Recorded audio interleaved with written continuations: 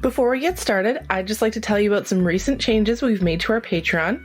We now have a Discord server that's exclusive for our Level Up and Queen Shit members. So if you'd like to chat directly with the hosts of this podcast and make friends with other like-minded queens, sign up for our Patreon and select either the Level Up or Queen Shit tier. As always, Patreon members have access to weekly bonus content on Fridays.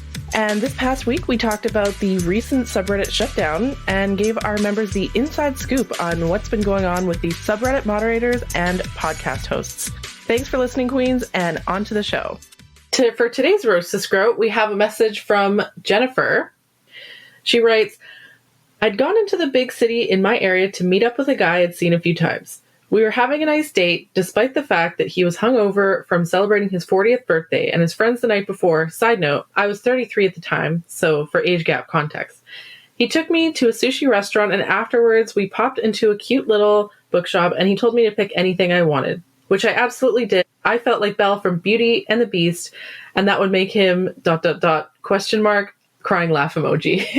I think the Beast, right? Yeah. Okay, I was gonna say, if you're feeling like Belle from Beauty and the Beast, we had this discussion before on another episode, but Belle's the biggest Pikmi, and her relationship is an abusive one, so this does not bode well. If you feel like Belle from Beauty and the Beast, that means your man's the Beast. Like, yeah, savage. I kind of like that, though. Then we went to a nice bar and had a couple of drinks and talked. It was a great time until it was time to leave the bar. As we were leaving, he ordered a double shot of whiskey and downed it. We left the bar, we were walking back to his place chatting, and he told me to keep walking and he'd catch up in a second. I was very confused. I'm having a spidey sense tingling. Is this going to be another whiskey dick story? It's always the whiskey. I'm really worried something's bad's going to happen. So okay. He says, when he told me to keep walking and he'd catch up in a second, I was very confused. What? I said, keep going, I'll catch up, he replied.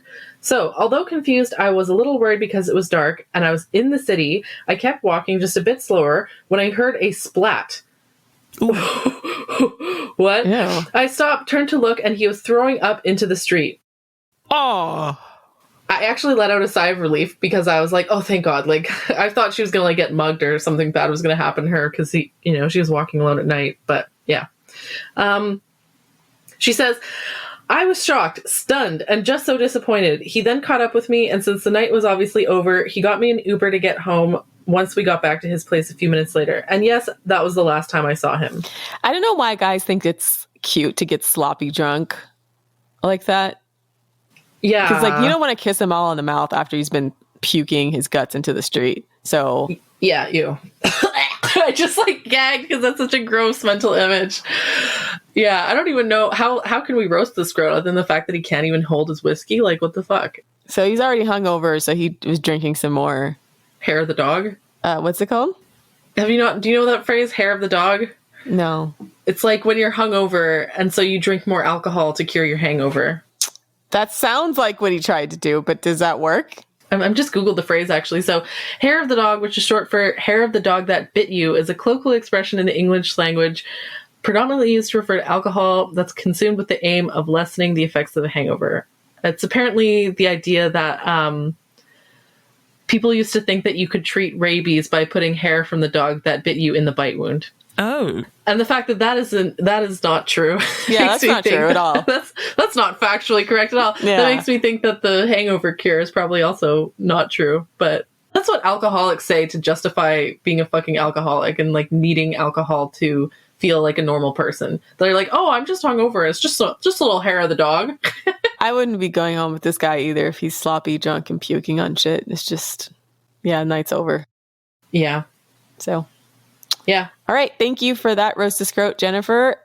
If you'd like to submit your very own Roasted Scroat, go to our Patreon at patreon.com/The Female Dating Strategy. You can also listen to our weekly bonus content and join our Discord and chat with us, suggest some topics. Again, patreon.com/The Female Dating Strategy. Let's start the show.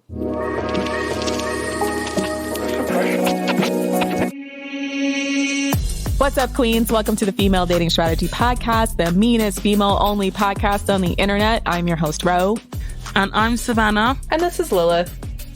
But today we're going to talk about this phenomenon that we've seen and that I've personally experienced, where a lot of women who become active in FDS have been asking us, how do we, a lot of our friends often before we find FDS are Pikmis.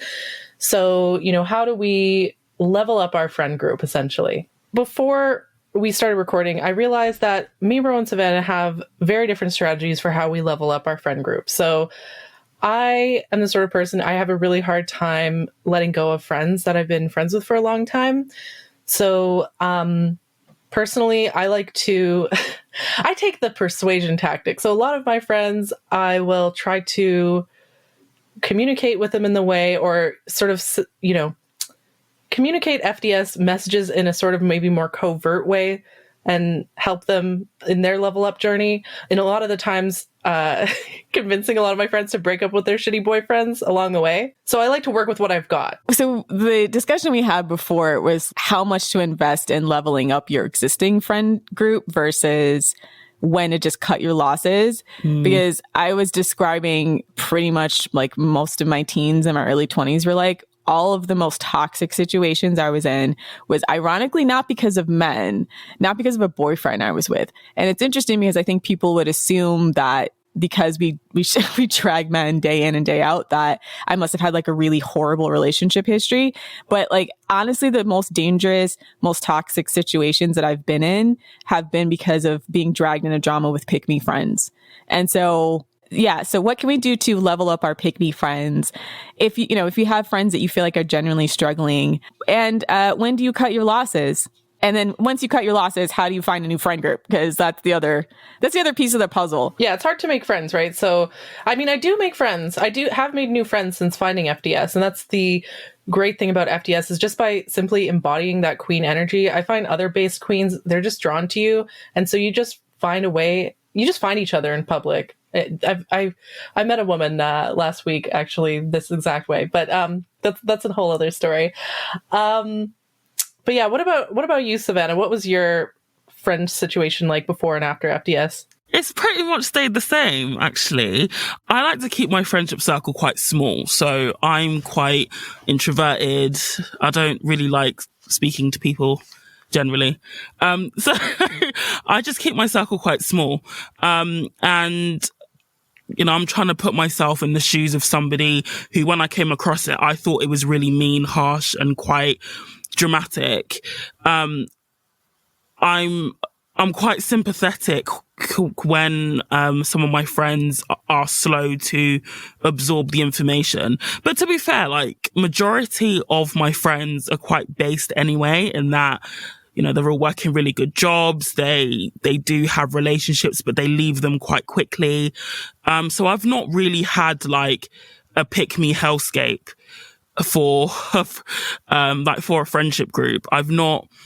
Some friends I've been like, your boyfriend's a bit shit, but I think in those situations, and again, going back to my days of being with shit men, is that a lot of, women will have that awakening on their own. There isn't anything I can say to them that will make them think I'm going to dump him tomorrow, sort of thing. So I found that just being supportive really helps, and obviously drip feeding FDS as well. But ultimately they will leave when they're ready to leave. So I think this topic came up when someone in our Patreon Discord chat asked, how do I talk to a friend and support her and try to convince her to leave a shitty or even predatory or even abusive man? And I obviously gleefully rubbed my palms together and responded immediately, because I love this. I live for this shit. Maybe this makes me a bad person, but I really enjoy convincing my female friends to break up with shitty men. I'm a homewrecker. Proud of it. I'm a homewrecker and I'm proud of it. As you should. Some homes deserve to be wrecked. Some houses should be destroyed. So yeah, own it. It was already wrecked. I feel like you're just picking the woman out of the rubble, right? That's true. Yeah. If she's coming to me to talk, okay, here's the thing. A lot of women will come to me to talk about their shitty relationship. And we all know this, right? Like, your friend comes to talk to you about their shitty relationship, and she just wants to like vent or like complain. And then that's just a sort of like, let go of some pressure so that she can like go back to him. And yeah, I don't do that shit. Okay. So when my friends come to talk to me about their shitty relationship, that's when I'm in, like reconnaissance, like information gathering mode.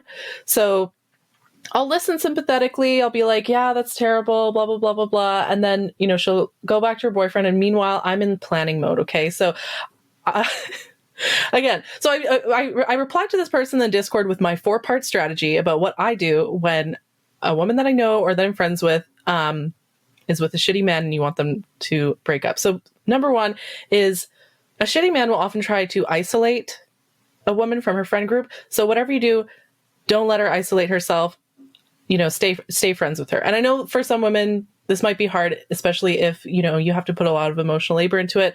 So this might not be for everyone, but I live for this shit, so I enjoy the process. It's perfectly okay also, though, to set emotional boundaries whilst not excluding somebody. So it's perfectly okay to say, let's go out and, let's go and have fun, and just not talk about the relationship if you don't want to as well. You don't have to be an emotional punching bag for your friends' issues, especially if it's a recurring issue. I'm not saying leave your friend high and dry.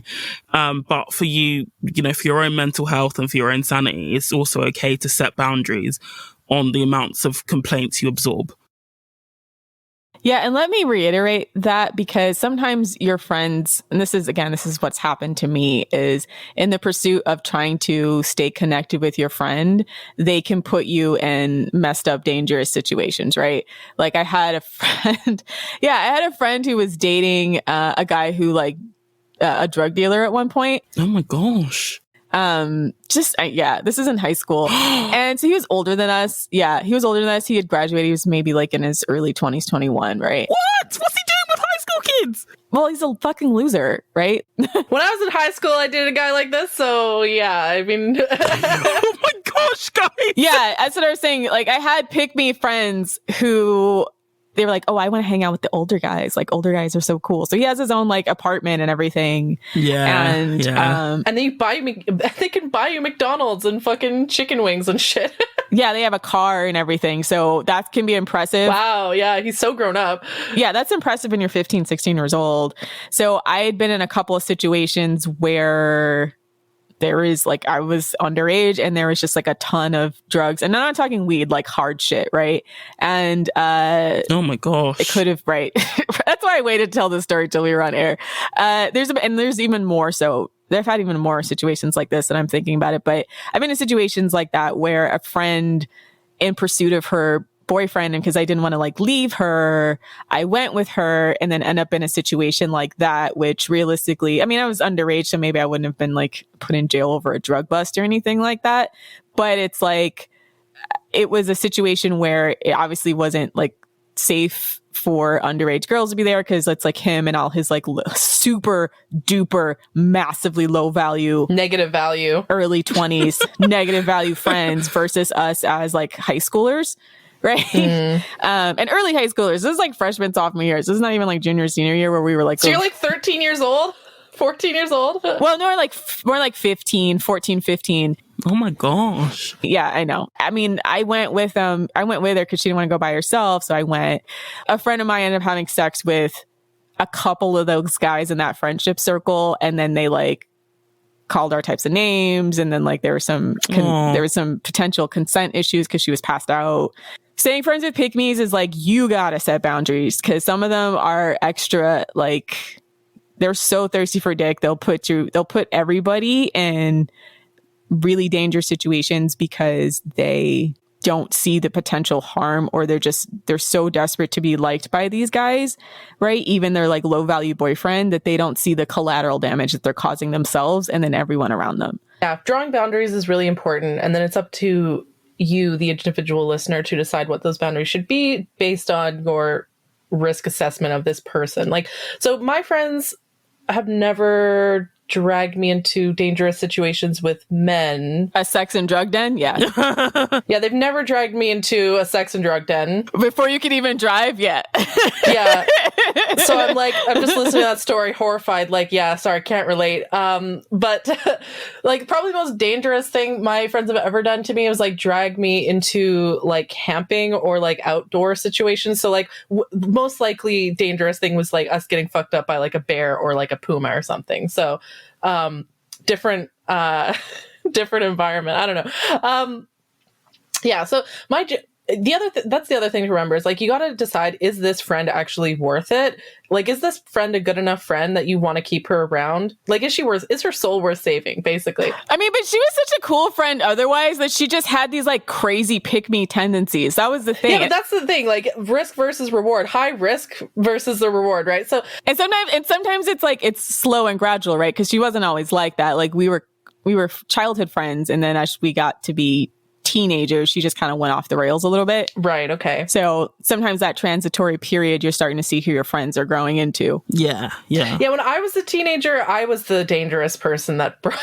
So I was that person when I was a teenager. Like, I mean, I don't know. We grew up in like a suburban area. So like the worst thing we'd ever do was like go in the wilderness in the middle of the night to like drink and like do drugs, and then we'd like be like the next day hear of like a cougar reporting in the area, and like, oh fuck, like we totally could have gotten mauled by a mountain lion, but yeah, that's like a good old Canadian bush party.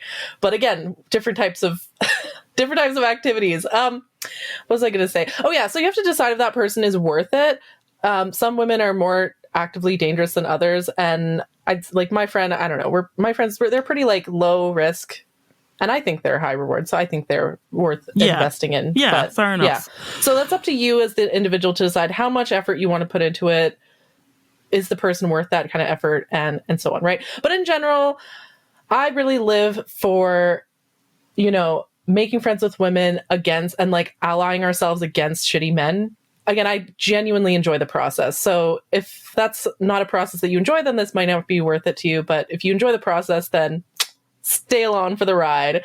So that was point one, is a shitty men and abusers will often try to isolate his target. So that's why if I think that my friends are in a shitty relationship, or I'm seeing red flags of emotional abuse and so on, I will put an extra effort into staying friends with her, because even if she's doing shit that pisses me off, or, she's bringing her low value boyfriend around and it annoys me, I still, this is the other thing, is like a lot of shitty men will act annoying in like social gatherings so that you think, oh, like I don't want to fucking hang out with like Belle and her scrote boyfriend Josh or whatever, right? So Josh, for example, will act shitty in social gatherings because he wants to piss people off. I mean, I don't know for sure if this is what he's doing, but this is the effect it's having. It's pissing people off and being like, oh, don't invite Belle to things because she's going to bring her shitty boyfriend, and, we don't want that. We don't want the vibe to be killed, so don't invite her to shit, right? So I don't know. You might have to like take her to the side and be like, girl, like, I love you. I love spending time with you, but like your boyfriend, kind of a scrote. Like, can you not bring him to the next camping trip? Please, like, let's make it a girls' hike or just a girls' camping trip, that kind of thing, right? So yeah, that's going to be up to you to decide what you want to do. So number two strategy is, with my friends, I talk shit about men in general, and I focus on traits that her boyfriend has, but I don't attack. Here's the strategy: is I never attack her boyfriend directly. I might say like, oh, I don't like his vibe, or I don't like him, or whatever, but I'll never be like, you shouldn't put up with this because your boyfriend is this. Or because here's the thing, when you criticize a woman's man specifically, she sees that as a reflection or as a criticism of her and her judgment. And she'll clam up and she won't be receptive to it, or she'll get defensive as well. That's what I've seen as well. And this is why when the first time a friend comes to me to vent about her shitty boyfriend, I listen carefully, I ask questions, get as much information as possible, because I'm not the sort of person to just like listen to a girl talk about her shitty boyfriend and then go home to him like over and over and over again. I'll let her have I'll give her one freebie, one free therapy session where I listen patiently. But after that, I start to go into, I'll start to bring up the shitty things that men have done to me in the past and talk about shitty men in general, focusing on traits that her boyfriend has. But I won't be like, oh yeah, because Josh does this. You know what I mean, right? Like, so she'll make the link in her brain that this is something that her boyfriend does and that it's bad, and that other people think that behavior is bad, but she won't feel attacked. So I'm going to do a counter to this. Okay. When I've done that, a lot of times they just think you're a stuck-up bitch and you're not down. Especially if she already is like desperate for the approval for that of that guy or his friend group, they'll basically be like, because men triangulate in this way too. They'll be like, "Oh, your friend's not cool," right? Or your friend is whatever, stuck up, or your friend is this or that. Again, it's really tough because I feel like definitely, okay, when you're having these conversations, definitely not have it in earshot of men of the scrote. Yeah. Because I've done that before. I've just been straight up. I had a situation like where a guy was trying to get me to do some sexual shit because my pick me ass friend was doing it. And I said something along the lines of, no, I have dignity and self-respect. And, which I didn't even mean as like it was kind of shade to her, but it wasn't savage. Like it wasn't on like purpose to be shade by her, but I was more or less like, no bitch, I'm not like this isn't a monkey see monkey do, and this isn't some kind of like clown show where I perform for you, right? So yeah, I'm not even getting paid for this shit. Like if I was gonna strip in front of you or like try to twerk on you or some shit, like it should be like, where's your, I should be at least getting paid for that. And so, yeah, my friend heard that and obviously her feelings were hurt. And the thing is, I just blurted it out because I wasn't really thinking, but I was kind of like, fuck this guy. I'm not your monkey, right? So the backfired on that is, yes, if you do it in front of guys, then she'll feel attacked or embarrassed. And then they'll triangulate and then try to make it seem like, oh, your friend isn't shit, right? Or your girlfriend isn't cool and why'd you bring her, et cetera, right? Yeah, but it goes without saying, only do this when you're only in the company of other women, right? So me and my friends sometimes will get together, just women. And you know how women already love to complain about, I don't know, in my group at least, we love to complain about men. It's like this cathartic thing that we need to do every now and then where we just talk shit about men. There's not even a song about it. Rachel Bloom has like, let's generalize about men. Let's generalize about men. It's like some kind of primal ritual we need now and then is the lyrics, right? So, but okay, so even when I've had conversations with pick-me's away from men, here's the thing: either they don't respond, or either they try to find something else to throw back in your face, or third option, they are in denial about it, right? Yes. They'll try to rewrite the narrative where they're really in control the whole time. Or sometimes what they'll do is they'll agree with you, but they have that cognitive dissonance where, let's say if they see, cause I've been in situations where we'll discuss like an abusive case on the news and she's like, my friend or the friendship was like, yeah, this is terrible, but they're with men who are doing the same thing to them. So like cognitive dissonance is also can be a massive barrier to that as well. So I had to convince a friend not to go to a party with a celebrity that was a well-known sex offender. And I brought this up to her because not only did I actually personally know of women who he tried to prey on,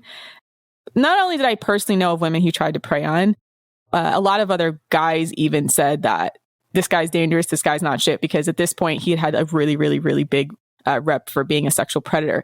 So when I talked to my friend about this, she's like, we got tickets to go to this celebrity's party. And I was like, I don't think it's safe for us to go there. And I had to tell her, like, I don't think this person's a big enough of a deal for us to go expose ourselves to this environment. Cause it was one of those things where it was like a New Year's party or like a special event party. And it was like, they were like exclusive tickets to hang out with this particular celebrity. And I was like, I don't feel like we're going to go there and it's going to be good for us. Right. So, and she kept saying, I'm like, you heard about this person, and both through the grapevine, but also some things that had been in the news about the celebrity. And she was like, but I still want to go, like, just to go and stunt and take pictures and stunt on Facebook or whatever. This person was willing to like really put us all in the company of a known sexual predator. Damn, your friends suck. I'm sorry. Yeah, I think you're talking about a level of friend that is just way more toxic than the sort of people I've danced with. Yeah, I think so. That's why I'm saying I think it's a good, important conversation, because when we talk about pick-me's, sometimes people are like, you're being too hard on pick-me's. You guys, like, they're all victims. And I'm like, no, they're not. We have different ideas about, like, there's two different types of pick-me's. Like, there's the ones that are either like actively antagonistic towards women or just don't really care about women's safety and are just super easily digmatized and really hardcore male identified. Yeah. Those are the ones that I consider much more dangerous. And those are the ones I avoid. Like, I don't be friends with those ones to start with, because again, like I was raised by narcissists, so I just get really triggered by narcissistic people or people I consider a potential threat. So those people just like sort of trigger me. So I kind of avoid those people. But the people that the pick-me's that I'm talking about are the ones that are generally like pretty well-meaning, but have, their heart's in the right place, but they've just grown up in a patriarchal culture that tells them to prioritize men over women. And, they're just really desperate for approval. But they still like women generally, or, want to be friends with women and wouldn't want their friends to be in danger kind of thing, So I just want to make sure we talk about both sides of this coin, because I feel like I don't know if friendship trauma gets talked about a lot. Some of these things that happen because of me following my pick-me friends, like legit traumatized me. I think there's also a middle ground as well. I think, like you said, like Lilith, when you were talking about the types of pick-me's, there are also some in the middle who are perhaps a bit more receptive and a bit more benign than the pick-me's that Rose talking about, but they can also do some stupid and dangerous shit as well. So I just think you just have to, I think for me also finding FDS was also really, really useful because it also gave me the tools to not only vet, men, but also my friends as well, vetting and assessing them. And then that would determine the amount of effort I'm willing to put in to be their emotional support. The only caveat I would have is that maybe this is a flaw in me, but I generally give women an easier time than men. With men, I do not hesitate to walk away at the first sign of disrespect, because I know that men in general are much more capable of destruction, at least in my personal experience. I find men to have a much greater ability to be destructive than women. Like with women, I mean, like now that I'm talking to Bro, I'm realizing women can be pretty fucking destructive too. Usually over approval from men. Like it's almost always that. And so I specifically talk about when I think of a pick-me, these are the women that I'm thinking of, right? And I'm thinking of the women that like we made fun of in our bonus content that would like actually hook you up with a prisoner. Yeah. The type of women that would drag you to go see their boyfriend in prison. But I've had friends that have really been so desperate for approval, or like they just want to be a hot girl. They want to be a hot girl. They want to be part of the in-group. They want to feel like they're like messing with all the most popular guys. They're kind of like the call her daddy girls, right? In some respects. Like, it's all, a lot of it's for show. It's like you want to hang out with this athlete, this celebrity, or even if you don't have like athletes and celebrities, just like even local scrotes, meaning if you're underage, having a much older, cooler boyfriend with a car, or cool being relative, or like my boyfriend has this and this and this and this. And because they don't vet these guys, or they're just so attracted to the clout, then their friends become like a collateral damage in their quest for popularity or attention. And also, sometimes they're the first ones to throw you under the bus for like male Alex approval. Cooper. Sometimes they're so narcissistic or so sociopathic, they do not hesitate to throw their friend under the bus just for fame or attention from men. Yeah. And sometimes not even close to worth it. It's just like a dangle of a sprinkle of attention from men. Like a breadcrumb. Yeah. And you're just like, wow, so you're just going to stab me in the front, huh? Like over something stupid.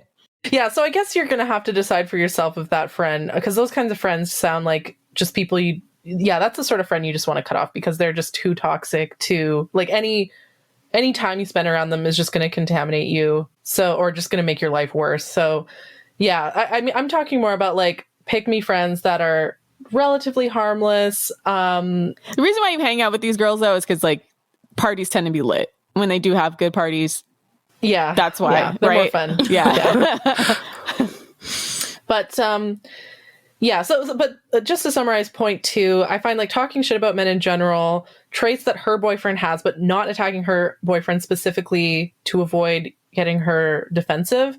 But it's also about delivery too. So I deliver it in like a haha funny relatable kind of way, not like a, I try not to sound too like angry or too like polarizing or too divisive or whatever. You got to work on your delivery, or at least like, I don't know, the delivery matters. So when I do it in like a haha funny relatable way, people are more receptive to that message.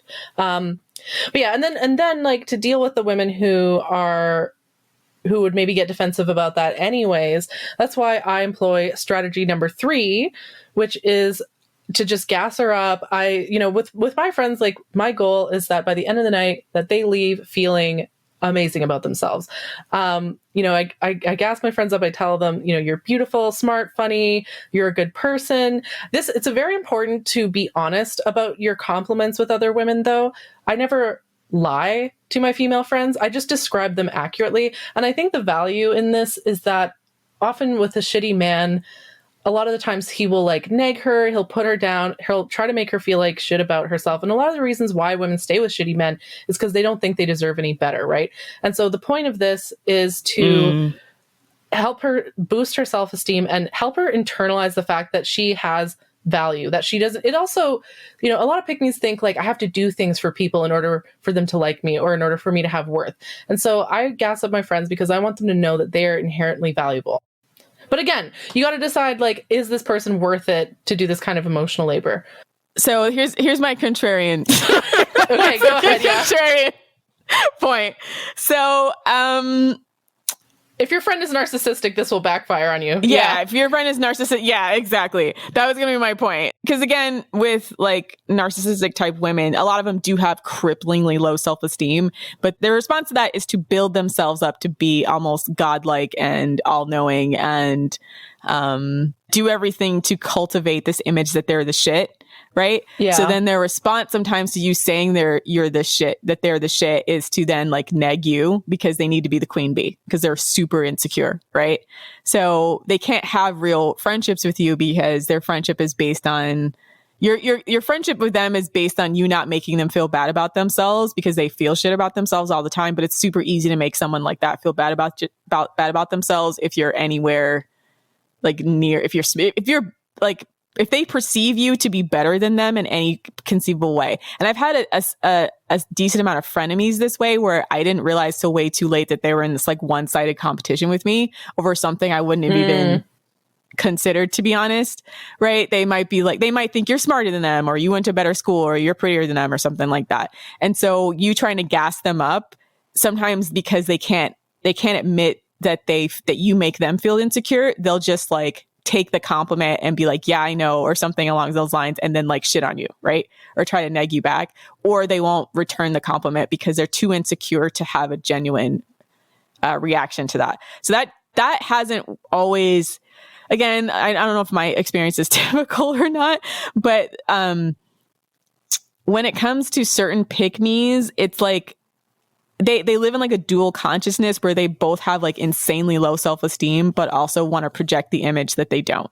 Right. So you telling them that they're the shit just sort of makes them feel like they're being validated in their behavior in that moment. Right. Because they'll take that as like confirmation that they're better than you or something like that, right? Again, I get triggered by narcissistic people. So this woman that you're describing, this is like amalgamation of multiple friendships I've had, unfortunately, and this is where I'm saying, I think because I think you mentioned in an earlier episode, you've got like resting nice face. Yeah, that's really a problem. I think narcissistic people might just be drawn to people like that. I'm mostly cool with people unless I think they're bullshitting me, or unless I think that they're trying to like harm someone, or if they're doing something I feel like is more like super morally reprehensible.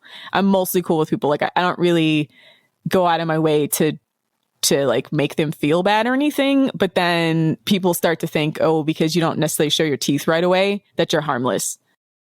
Yeah. So I don't know if like you've just met an extraordinary number of narcissistic women over the course of your life, but like these sorts of women, I get turned off by them just because I don't know, like I find I tend to fight with them a lot. Like they just become my instant enemy. I don't know, maybe because I'm also a bit of like a domineering, like alpha woman type. So yeah, they see it as a competition, but I just avoid these types of women. I don't know, the gassing up your friends technique, I use that mainly on my friends who are generally good people and their heart's in the right place, but they just have really low self-esteem. And for them, the gassing them up isn't like a source of supply. It's just like they've been beaten down so much over life by so many different people that finally talking to someone who sees their qualities and, you know, reminds them about them, it feels good and it feels validating. And so that's why they and that makes them want to spend more time with me.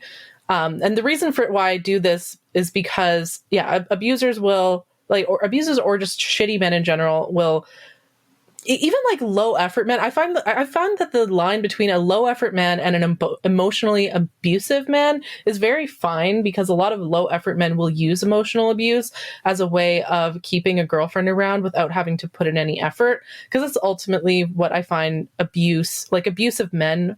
The reason why they're abusive is because they don't want to put in the effort of actually being a good person that people are attracted to and want to be around. So they'll use coercion, insults, manipulation, and all kinds of shitty tactics to get people to stick around or to decimate a woman's self-worth so she thinks she can't do any better. So this is also why some of my friendships turned toxic, because their scrope boyfriend was triangulating my Pikmi friend against me. I don't know if you guys ever did this, if you've ever bought like a similar outfit to your best friend.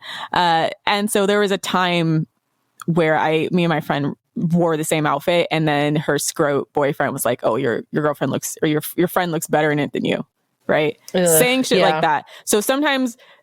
So be careful, because sometimes these scrote boyfriends that they're with, either in front of you or behind the scenes, they're triangulating that woman against you, and that's why sometimes she's like irrationally hostile towards you. That's actually a very good point, because this actually does follow in my experience as well.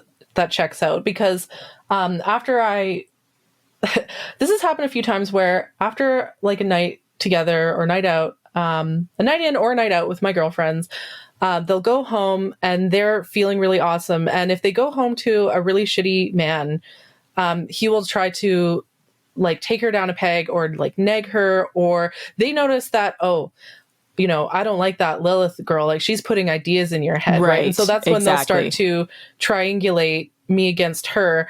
But the purpose of the gassing her up, the purpose of the gassing her up is that so that she feels better with me than when she feels with her boyfriend. Because people often respond not so much to the actual words that you are saying, but they'll respond to the way that you make them feel. And so if you're talking to one of your female friends and she feels like shit every time she spends time with her boyfriend, but you treat her really well and you talk about all the qualities about her that you love, and you make her feel like she's on top of the world, like she's powerful, like she could, you know, conquer anything, she's going to start to think like, I really enjoy spending time with my friend. I don't enjoy spending time with my shitty boyfriend. My shitty boyfriend's now trying to talk shit about my friend who makes me feel good. It makes her a lot less vulnerable to that kind of triangulation, or it makes it a little bit easier to see through it. Yeah, assuming she's not a massive pick-me that just gets jealous, right? Yeah. That just falls right into the trap. And again, toxic friendships that I've had, that's going on behind closed doors. You may not know that that's what's going on. And then even your attempts to be like, let's go out, let's feel good, let's go somewhere and just meet new guys, they look at it like you're trying to be better than them. You know what I'm saying? Like, or you're trying to be the boss or something. Liz is giving really, really great advice. I'm just giving like the caveats to her advice, meaning like some of these chicks are truly unsalvageable, and you attempting to do these tactics will sometimes end up backfiring. And I can tell you, a friendship breakup is actually really difficult, right? It can be as painful as a regular relationship breakup. So yeah, for sure. There's times where I stayed in these friendships trying these tactics and some of the different things that Lilith said. And then eventually there was like some massive blow up. And in hindsight, I'm like, all the red flags were there. All the times where I should have walked away were there, and I should have walked away. And then when I did finally walk away, it was really, really, really painful. You know, when they're not being like pick-me's, like they can be cool in other respects. And so you're emotionally invested in each other in that kind of way. And then once you don't have that friend anymore, it can be really hard. So my caveat to everything that Liz is saying is just like really, really evaluate whether that one is worth doing all this for before like you're so emotionally invested that it's going to be painful to leave that friendship, or she legit puts you in dangerous situations for which you could actually be actually harmed. Yeah. So as we discussed at the beginning of this episode, you have to decide first of all if this friend is worth saving, if she's adding value to your life, if she's a generally good person and a good friend. This advice of gassing her up and so on is under the assumption that this person is worth saving, that she's not a narcissist, that she is, you know, generally well-meaning and a good friend, but that she just has low self-esteem and has gotten caught up in the manipulation of a shitty man. So that is the context within this advice. Yeah, true.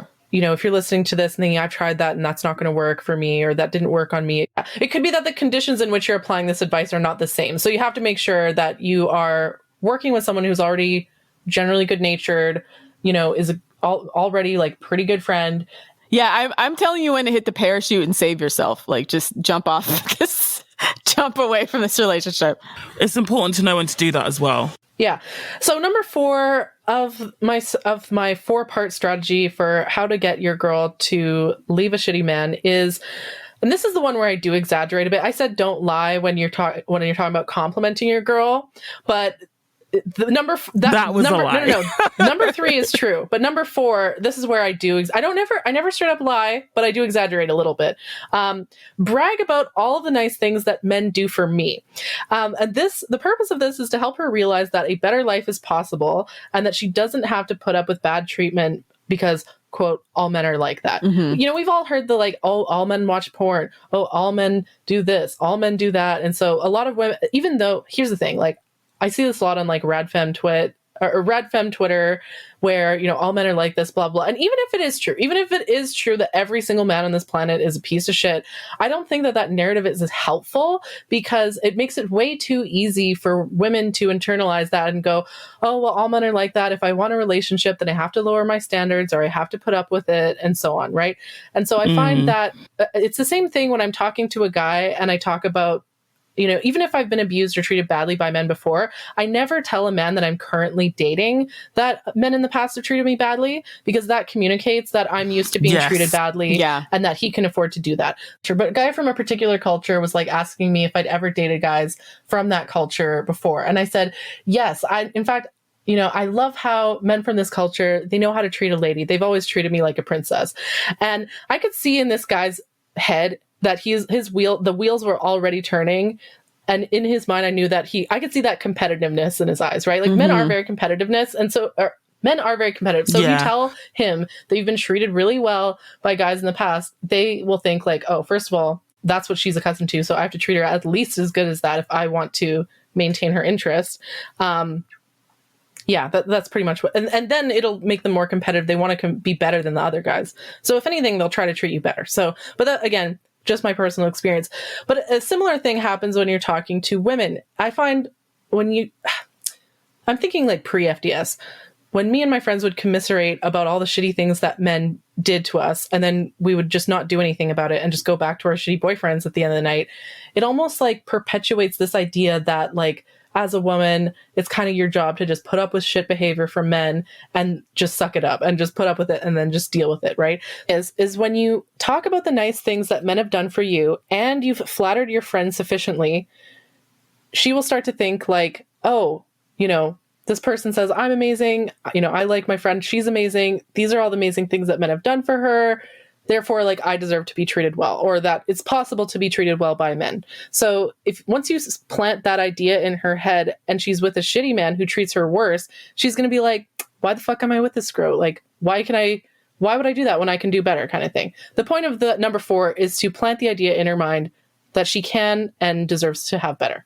So this works if she doesn't feel competitive with you, or if she doesn't feel like you're shading her, because I've unintentionally shaded friends when they were bragging about something that I thought was like some Pikmi shit. Meaning a guy did this for her, and then I was like, well, yeah, they should. And to be fair, I've been on the other side of that with a friend where you should have friends actually maybe on both sides, where like one friend that's slightly more Pikmi than you and another friend that's more bossed. I've been on the other side too, where I had a friend that was more for balance. Yeah, the balance. That was slightly more boss than I, and I was like happy about something that a boyfriend did, and then she was like, well, yeah, that should happen. I felt like kind of bad that I accepted less, but then I like kind of saw the wisdom of it, and then I just moved on. If you're dealing with a person who's highly insecure or still like is desperate for male approval, their reaction to that is going to feel competitive, or like they want to attack you or bring you down a peg. Yeah, again, don't be friends with toxic people, right? So if your friend responds to that's actually maybe a good vetting strategy for friends. Like, if you talk about something positive that a man did for you, does she go, oh, that's so nice of him, I'm so happy for you? Then she's probably a decent person. I mean, maybe a really, really fucking toxic person would say that, but then inside they're like, fuck this bitch, I'm going to destroy you. Another thing that can be quite useful is to focus on how it's making her feel, and also talk about the pros of just being single. Just compare, okay, if you didn't have this guy, just how different would your life be? You wouldn't be stressing. You'd probably have more money. You could be doing, what you want to do, because ultimately it isn't just about there are other men who can treat you better. Whilst that's true, but our default relationship status is generally single unless we're out there with somebody.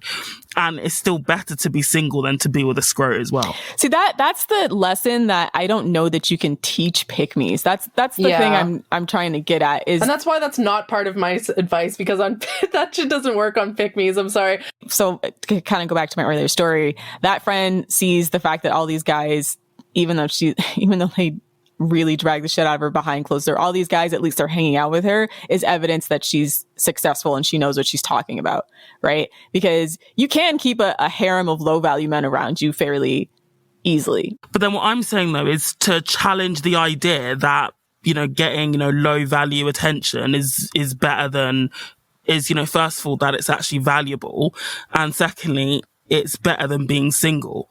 It's about challenging the fundamental beliefs. It's more difficult to do.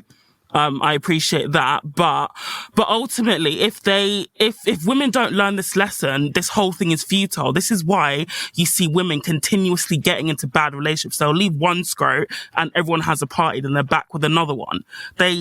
I think for me, when FDS began to make the most sense and when I started having the most success with the strategies, it was essentially when I internalized the fact that being single is better than being with most men. So with that, I was single where she always had a boyfriend and I was single for most of that time. But when I got a boyfriend, he was much higher value in the way that he spoke and treated me. Exactly.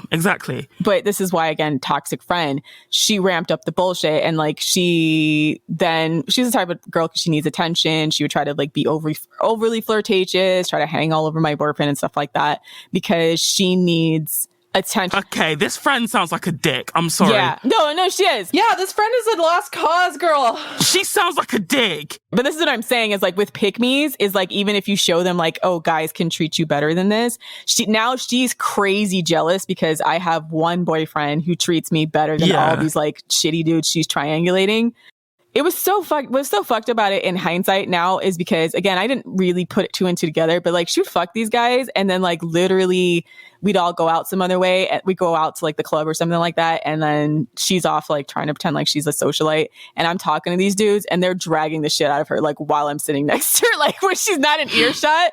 The first thing they do is they hate her even though they're fucking her. Yeah. Yes. She was fucking guys who actively hated and disrespected her. And so then she sees them talking to me and she can see that they respect me.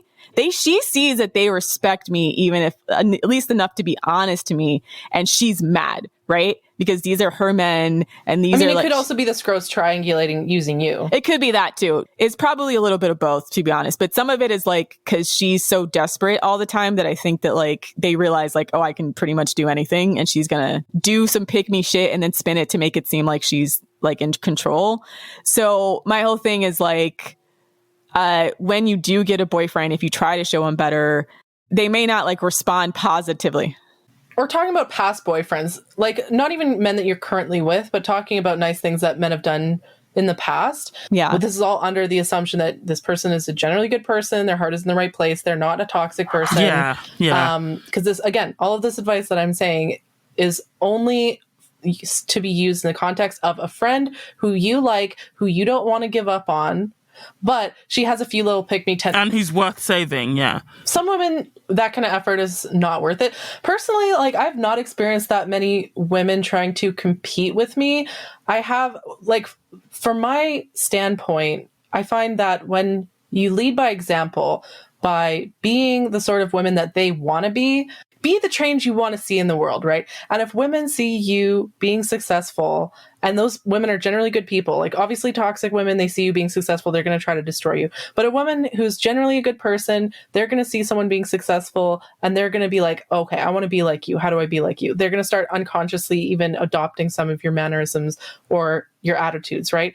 I've learned over the course of my life about how to lead, as part of my job, literally, and how to lead by example more specifically. And a big part of my career, my job, is basically about, how to influence others through sales or persuasion or and so on, right? So what I'm talking about in this episode are soft power skills for how can you lead your girl gang into a newer, better bosser.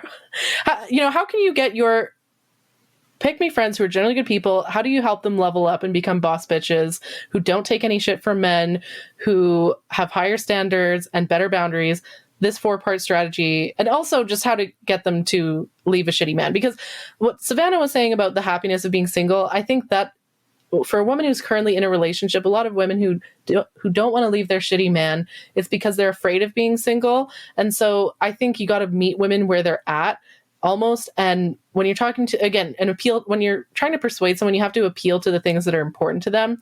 So if you're talking to a pick-me friend who's afraid of leaving her boyfriend because she doesn't want to be single, talking about how great it is to be single is just going to fall on deaf ears. I think talking about how, men have treated me really well in the past, and this is how I behave in order to, achieve that sort of treatment.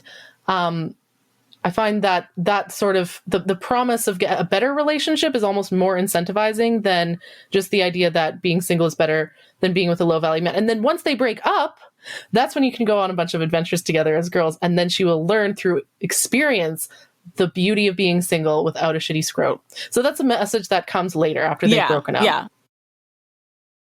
Thinking of, the pick me in the relationship who values being in a relationship above all else, right? If you're saying there's better men out there, even if she leaves that relationship, and this is from personal experience, they don't spend any time being single. They're back out there looking for someone else.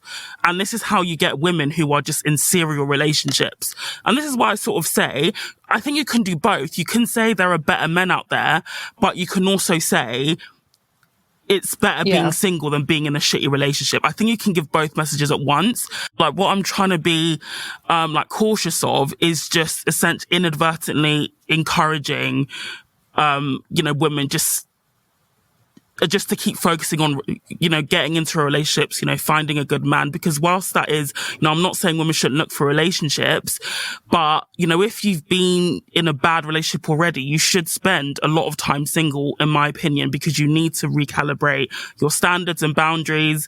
Because the reason why they're in that bad relationship is because their standards and boundaries are way off, or if not non-existent. Yeah. And so even if they come out of that relationship, there's absolutely no guarantee they won't get into another shitty one because they don't have the correct framework, or they may not recognize, what a good relationship actually looks like. And also, if we're talking about, the way that a man, that is treated. So let's say, for example, if you say I'm not saying you say this, but just an example, my boyfriend pays for dates. If they're then out there dating, they then might start getting excited if a man pays for dates, if that makes sense, even though he may not be a good person. So what I'm saying is, I think the messaging needs to be applied with caution. And again, it's also about the analysis of your friend. If she's been in a string of bad relationships, I just don't think it's a good idea to keep pushing the idea that there are better men out there, at least until she's been single for some time and has been able to reflect on that. But that's just a caveat to that. And that's the criticism of the subreddit, right? Because a lot of times we talk about how there's women that come on the subreddit and they're like, they're prematurely assigning high value to their new man because he's just slightly better. Yes, exactly. Yeah. Or has some of the markers of being like better than in a lot of respects than the guy they dated before, but still doesn't mean he's high value, right? If you went from, a guy who didn't have a place, who never paid for dates, who was just generally like a couch creature, to a man who has a job and pays for dates, and they're like, they're automatically like, oh, he's high value, and they jump the gun because they look at it like, oh, I've leveled up and I'm different, but they haven't actually fixed those internal self-esteem issues. Or they haven't fixed their vetting. Yeah, the vetting, but also the self-esteem. Because then what happens is, like, even if you got a guy that has better, a better package, like he can still be low value and still be toxic to you in the same way, even if he's not like a flat out bum like your previous boyfriend. Yeah, that's true. That's true. So 2 things about that. One, about Savannah's point about the importance of showing that the single life can be great. That is important, definitely. All I'm saying, and I do convey that message, it's just not it's not my main strategy. That's something that I'll talk about on the side, like if I'm single and talking about, cool shit I'm doing and stuff. And a lot of the times when I just straight up say it is better to be single than to be with a low value or shitty man, a lot of women will just agree with that statement on its face because it's just so obvious. But what I'm talking about are the women who are, like you said, are in relationships. They value their relationships a lot. They're afraid of being single. Talking about how being single isn't so scary or being single is great and so on. It just is not a good selling point. It's just not very persuasive. So whereas talking about, there are other men that can treat you better, that is more incentivizing to at least get her to break up with her shitty man. Because then she's thinking, okay, once I break up with this shitty guy, then I'm available to find all these other better guys. But it's almost like certain things women can't learn except from experience. You know how like sometimes you'll be talking to a Pikmi and sometimes they got to go through a ton of heartbreak or a lot of shit before they finally like get the message, So things about like the being single is fun. I feel like it's more effective when they learn that from experience, by actually having a good time as a single person. And then number 2, I want to circle back to what Rose said about, talking about nice things that men have done for me, and she gets competitive. I think in this context, delivery is also very important. So, for example, I would not say it in the context of like, let's say her boyfriend's doing something shitty. I wouldn't be like, oh yeah, well, my man did this for me kind of thing. Or like, oh, my ex did this for me kind of thing, right? So I would not bring it up in the context of her talking about her shitty man, because that's going to very directly convey a more competitive thing. I would bring it up in another context or just sort of even passing in conversation. And again, like saying it in a way like, oh, this is something amazing that a guy did for me. Like, that's how men should be. Like, girl, like you're so amazing. You deserve to be treated that way kind of thing, right? In a way that makes her feel uplifted and not like, oh, I'm stupid or I'm a piece of shit for tolerating this from my man. You know what I mean? There's women to me that are pick-me's like out of ignorance, and then there's like women that make a choice to be a pick-me in some respects. Because that's another criticism too. There's women, as soon as they get a boyfriend, they abandon other friends, et cetera, et cetera. So if you have a woman who's not the type to do that, who's otherwise like still socially plugged in and connected, and is not like, as soon as I get a boyfriend, I'm abandoning everybody else, then these types of things tend to work because you're staying connected, you're keeping that network. She at least has like a balanced enough understanding of her life to maintain her friendships in addition to her boyfriend. But I think when you're dealing with my boyfriend is my everything, I'm cutting off all these like other women as soon as I get a man. Yeah, those are the kind of women who need to learn from bitter experience, unfortunately. Okay, so my mom always used to say this thing to me. She says, smart people learn from their own experiences, smarter people learn from other people's experiences, and stupid people never learn at all.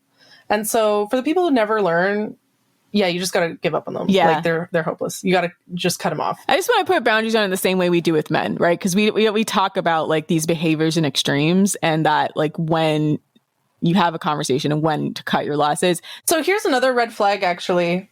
This is another red flag that I like to keep in mind, which is that beware of like one-sided friendships. So, they're having former friends that I've now cut off where, with this strategy, I'm sure there's going to be women with their spidey senses tingling like, oh, I've done this for friends and they'll happily use me for my emotional labor. But then when I need something, they are like bored or disinterested or, don't reciprocate. Right. So that's another thing to be mindful of with this strategy, is that if you are talking to a friend and it's a very one-sided relationship where you're the one gassing her up and telling her she's amazing and listening to her talk about her shitty boyfriend and doing tons of emotional labor for her, but she doesn't do the same for you, that person is not a friend. That person is a user. And that's why you shouldn't be friends with people like that. So the other caveat being, only do this sort of work for friends where, again, I have a hard time letting go of friendships that I've had for a long time, where we've been through a lot together. I've helped her with her problems. She's helped me with my problems. Those kinds of friendships are the ones that I think are sticking through post FDS level up. A lot of those types of women can be saved. And I do want to save them. So, and honestly, I enjoy making them break up with their shitty boyfriends. That's just, I get a kick out of it. Yeah. And I would also say if they start to really level up, it could change the dynamic of your friendship, and just be aware of that. I have had like friends I've had for a long time. And if I've started to level up in a certain way, the dynamic changes. Yeah. I had this a lot when I lost a lot of weight, actually. Yeah. So just understand, once your friend starts to level up, they may, once they level up, want to leave the friendship, right? And it may not even be entirely about you. They might just feel more confident to explore different things, right? So that's the other thing about this kind of work, is be prepared for it perhaps to be a benevolent type of sacrifice, because they might level up, start getting confidence, and then be like, I want to explore this part of my life or this part of my personality or something different. So I still think it's absolutely worth doing if it's a good person. I have one friend who leveled up, and then she kind of left for a bit, and then we've since rekindled our friendship a bit. So sometimes even with those people, they might go off travel, spend a year abroad or something, just sort of keep in touch with them, and they might come back, and then you can continue the relationship. But again, toxic people, cut them off. Non-toxic people who just are making mistakes, I think it's a very worthwhile, benevolent thing to help guide them into the right direction, so that you can all live your best lives together. Yes. Be prepared to lose them either way. So understand that this is a greater good type of exercise.